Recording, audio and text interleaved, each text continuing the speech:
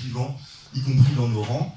Donc il y a entre les gens qui sont pour et qui ont probablement des bonnes raisons, ceux qui sont contre également. Donc l'idée c'est pas de parler de ça, mais moi ce qui m'intéresse particulièrement, c'est de regarder pourquoi cette crise en Catalogne elle arrive maintenant. Et moi je pense, peut-être que je me trompe, mais que c'est révélateur de plusieurs crises en fait, et que c'est une conséquence finalement. C'est une conséquence donc d'une crise à la fois sociale et aussi démocratique. On voit bien que généralement quand tout se passe bien, il n'y a pas des volontés comme ça d'indépendance qui arrivent sur le terrain. Alors bon, cette crise sociale, elle est internationale, hein, évidemment, elle n'est pas proprement espagnole ou catalane. On est aussi une conséquence parce qu'on apporte des réponses à cette crise, donc une hausse des forces anticapitalistes. Donc on l'a vu en Espagne avec Podemos, on l'a vu en Grèce avec Syriza, et puis bien sûr en France avec la France Insoumise, on pourrait y revenir. Et puis il y a aussi des endroits où cette crise elle se matérialise, cette crise sociale, par des mouvements sociaux plus ou moins importants. On l'a vu avec les printemps arabes, avec les occupations de places à Wall Street, etc.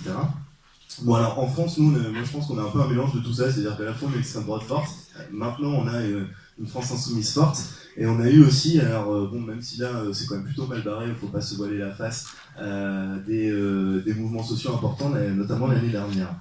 Et donc nous on a un peu un mélange de tout ça, il me semble, dans notre pays. Je pense qu'on est pas mal regardé à ce niveau international, puisque maintenant on est l'opposition dans ce pays, que ce soit sur le plan national, hein, clairement on le voit avec le travail de nos députés à l'Assemblée, et puis notre présence dans la rue bien sûr. En Bretagne, on voit avec les résultats qu'on a pu faire, et en Ille-et-Vilaine, donc nos départements, territoire concerné par cette réunion, cette journée aujourd'hui. Il y a le code du travail, il y a les conventions collectives, et ensuite il y a les accords d'entreprise. Un accord d'entreprise, avant la loi travail, ne peut pas être inférieur au droit. Ce n'est pas possible. Avec la loi travail, aujourd'hui, c'est possible. Donc, un employeur qui est sympa, cet employeur-là, il va venir voir ses salariés, il va prendre deux entreprises, du même secteur. On va prendre n'importe quoi, la couture. Il va voir ses salariés, il va dire, écoutez, moi vous inquiétez pas, les enfants se battent, vous n'êtes pas concernés, vous n'avez pas besoin de vous mobiliser.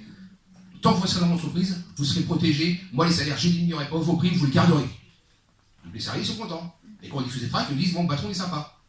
En face, employeur, qui lui, par contre, putain, tout ce que je vais mettre dans la poche grâce à ça, c'est super les ordonnances. Il va voir ses salariés, il leur dit, écoutez, moi je supprime mes primes, je baisse les salaires, et si vous n'êtes pas d'accord, bah, vous dégagez. Du coup, le patron sympa, qu'on nous dit souvent, lui, qu'est-ce qu'il va faire? Eh bien, il va dire, bah, excusez-moi, je ne voulais pas baisser les primes, mais si je veux rester compétitif sur les salaires, tout ça, bah, si je veux continuer à gagner de la marge un peu, je vais être obligé de diminuer vos primes. J'ai pas le choix, je suis désolé. Je vous avais dit que vous n'aviez pas besoin de vous mobiliser sur les ordonnances. Je suis désolé. Il va être obligé de le faire. La loi travail, l'esprit de la loi travail, c'est ça. Quand on a dit ça, on a tout. Il n'y a pas besoin de rajouter. Ensuite, sur la mobilisation. Qu'on n'attende pas des syndicats. Demain, que ce soit Jean-Claude Mailly, que ce soit Martinez, peu importe qui. Si demain, un leader syndical appelle à la grève générale, est-ce que vous pensez que ça va venir? Voilà. La grève générale, elle vient de qui? Elle vient de nous. Des salariés de ce pays. C'est à nous, dans les boîtes, de nous organiser, d'aller voir les salariés, de leur dire, on y va, on en a marre, il faut qu'on se bouge, c'est pas les leaders syndicaux qui vont nous dire ce qu'on a à faire. Et ça s'organise. Je pense à la caisse de grève. C'est pas rien, la caisse de grève. À développer un peu plus après par la suite, c'est un peu le contexte aussi lié à l'Ille-et-Vilaine directement. C'est-à-dire que là on parle un peu du général, de la France insoumise en règle générale, mais peut-être parler un peu de chiffres, des résultats, de faire une analyse, on va dire, de ce qui a pu se passer lors des dernières élections.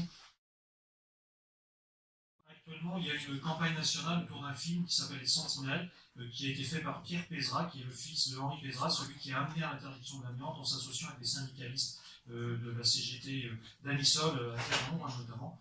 Et donc la nouvelle crise sanitaire environnementale, c'est les pesticides. On a commencé à élaborer un projet de médias collectifs et participatifs qu'on a appelé Insoumédia. Du coup, et on a du coup une ligne éditoriale qui est assez simple, c'est celle de l'AEC, de l'avenir en commun. Donc dans l'AEC, ce que je vous souhaite les insoumis, c'est qu'il y ait du coup une révolution citoyenne dans les médias. Donc, il est dit dans l'avenir en commun qu'il n'y a pas de démocratie possible sans information libre et pluraliste. Nos médias sont bien malades, de l'argent, de la recherche, du sensationnalisme et de la tyrannie du buzz. La révolution citoyenne doit être menée sans faiblesse dans les médias.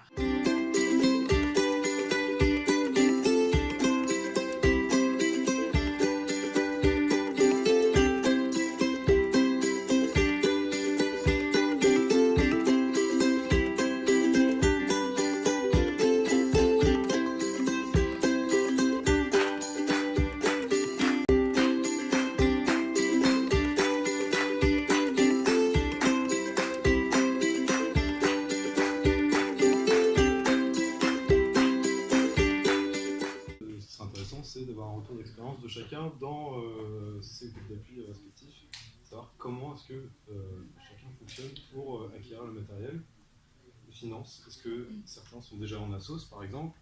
Et là on vient de recevoir un mail pour dire qu'on a le droit de commander, si je ne me trompe pas, pour 30 € de matériel gratuitement par mois. Et on a un code. Alors là, clairement, c'est pour des autocollants, hein, seulement, parce qu'a priori, les groupes d'appui certifiés peuvent aussi avoir gratuitement, c'est-à-dire sans payer les frais de port, les affiches et des tracts, je crois. Même les... Qu'est-ce qui fait la différence entre les groupes certifiés? Non, ils sont gratuits pour le moment. Sans frais de port. Hein. Sans frais de port. Votre groupe d'action est maintenant certifié. Cela vous permet d'obtenir dès maintenant un code promo à utiliser sur le site matériel. Code promo. Ce code est envoyé une fois par mois et peut être utilisé pour une seule commande. Ce code permet de commander du matériel militant à hauteur de 30 €. Alors, entre parenthèses, ce qui inclut uniquement les autocollants pour le moment, puisque les affiches et les tracts sont gratuits. Donc ça veut dire qu'on pourrait commander gratuitement les affiches et les tracts. Ce code permet d'obtenir les frais de livraison gratuits, y compris pour les affiches et les tracts. Et ce code est envoyé au binôme d'animation du groupe, puisque pour être certifié, il faut être en binôme à parité. Alors je donne quand même une info, une association. Si jamais vous créez une association, parce que ça peut être une idée, il ne faut surtout pas qu'elle porte le nom France Insoumise ou Insoumis devant. Surtout pas. Et si c'est le cas, qui a déjà été créé, il faut la dissoudre avant la fin de l'année. Pourquoi? Parce que pour les comptes au niveau national de la France Insoumise doivent être certifiés. Enfin, validés, je ne sais pas trop comment on dit. Et pour ça, il faut présenter les comptes, etc. Mais ça veut dire que s'il y a des associations qui s'appellent France Insoumise localement, il faut que les comptes de ces associations-là soient réintégrés dans les comptes du national. Vous imaginez, s'il y a 500 associations France Insoumise sur le territoire, c'est juste pas possible. Et comme le national n'a pas la main là-dessus, en fait, le risque, c'est que les comptes ne soient pas certifiés et que la France Insoumise ne touche pas le financement.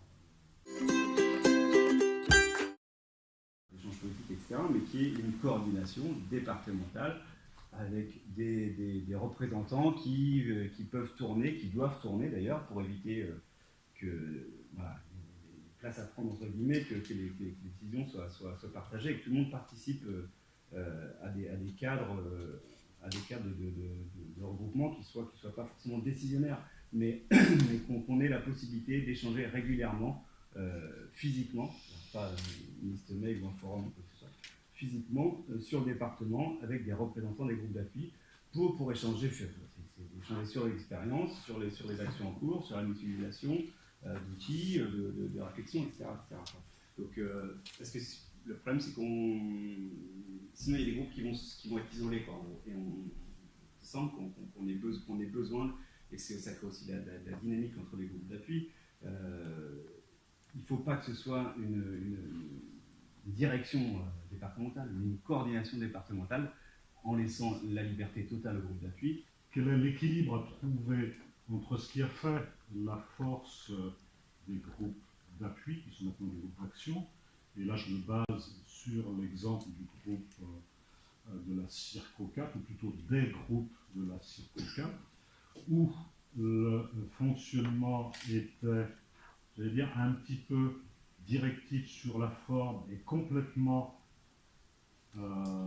anarchique sur le contenu et les initiatives, et c'est pour moi ce qui a fait la force des groupes d'appui sur la Circo 4. En termes d'efficacité, je pense que le résultat était là d'une certaine manière, puisque bon, avec 120 personnes, je crois, inscrites entre Guichin et Redon, Marc a pu aller au deuxième tour, et qu'il y a une sorte d'alchimie pas simple à faire entre le côté bazar de la prise d'initiative à l'intérieur d'un groupe d'appui par 2-3 personnes qui disent « Ah nous, on va faire ce truc-là parce qu'on pense que c'est bien, à tel apéro insoumis vendredi, on va apporter tel et tel matos, on va faire du tirage de tracts, on va diffuser. » Donc une initiative qui part un petit peu de partout à l'intérieur du groupe, sans qu'il y ait au préalable une longue discussion pour dire c'est légitime ou pas, c'est représentatif ou pas. Et puis d'un autre côté, la phase qu'on aborde ici en mouvement plus national, où la structuration, elle est sans doute nécessaire pour être un petit peu efficace. Je rejoins aussi l'idée qu'il y ait 2 personnes tour à tour, d'aller à un endroit où, pourquoi pas les circos, ou voir quelqu'un, mais moi le circo ça m'irait bien, que 2 personnes tour à tour chaque circo se rejoignent au même endroit pour échanger, pour faire un retour d'expérience et partager ce qui a marché. C'est ce qui fait cette force, je trouve, dans la France insoumise, c'est justement ces groupes de proximité qui proposent des actions dans le quartier où on est, après des gens qu'on sollicite ou qu'on veut se rapprocher.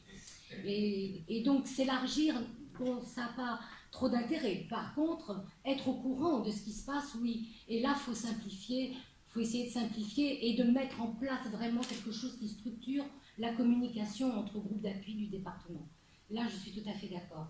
Par contre, dire que, là, je ne suis pas d'accord avec toi, que même s'il y a 2 personnes qui se lancent dans un apéro, du moment que les valeurs sont respectées, on n'a pas à juger si c'est bien ou si c'est pas bien, si ça ne correspond pas voilà, au mouvement. Je pense que chacun, justement, c'est ça le propre du groupe d'appui, c'est que tout le monde se responsabilise, s'investit à sa propre mesure.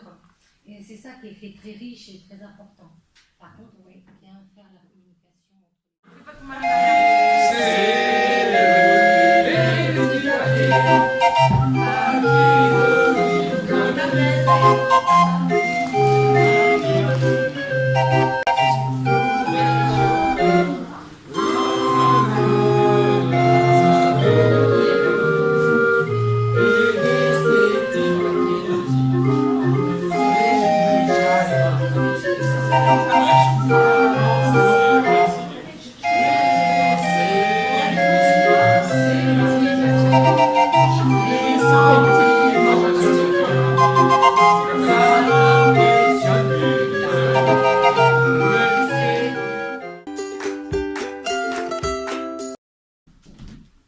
Alors, le logement social. Je vais vous donner donc quelques repères sur le logement en France. Alors, sachez qu'en France, en 2015, il y avait 28 962 000 résidences principales. 28 962 000. La répartition de ces résidences principales en typologie, nous avions 38% de propriétaires non accédants. Alors, ce qu'on appelle un propriétaire non accédant, c'est quelqu'un qui ne paye plus. Alors, il y a aussi un héritier, ou c'est quelqu'un qui a fini son prêt, etc. Donc c'est la catégorie la plus importante des résidences principales, ce sont des propriétaires non accédants, 38%. Presque 23%, 22,8% de location privée libre. Pratiquement 20% de propriétaires accédants, disons qui accèdent à la propriété.